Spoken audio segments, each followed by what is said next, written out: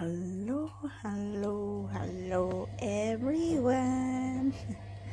Ayan, tingnan nyo yung surpresa ni Mr. Shaheen sa ako. Bumili na maraming gulay, magpapabusog daw ako. Magpataba daw ako para daw hindi ko mamiss ang Pilipinas. Ayan, bumili ng sitaw, fresh na sitaw. Ayan, sitaw. Saka okra.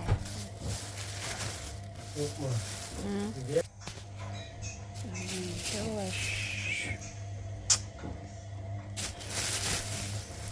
Then, meron siyang upo.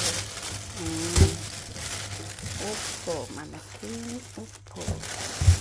And then, meron siyang binili na favorite ko na drinks. Coconut. Ayan. Ito kasi yung favorite kong iniinom. Coconut juice. Ayan, dalawa yan. And then, meron siyang ito. Ampalaya. Ayan. Ampalaya. Not fresh. Na fresh na ha.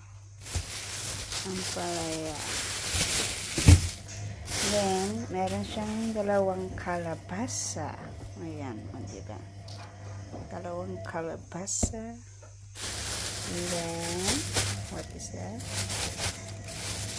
Chili item. Ayan, guys. Ayan, may chili. Fresh chili. Ayan, chili. Mahilig sa asawa ko maanghang. And then, ito guys, ay grabe ang asawa ko. Ako lang naman ang kumakain nito. Tapos, ang daming binili. Ayan. Kangkong. My favorite. Ayan. Ganyan na yun. Ay, kangkong. Ang dami niyang binili. Ako lang naman kakain. O, diba? And then, meron din alubati. Ayan, alubati. O, diba? Alubati. And then, ito ay gulay ng Bangladesh. Gulay siya ng Bangladesh pula.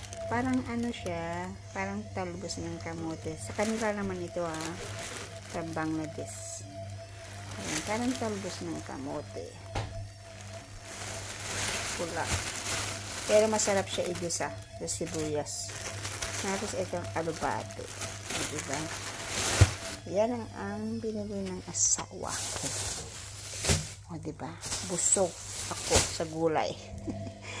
Thank you all guys for watching. Bye-bye.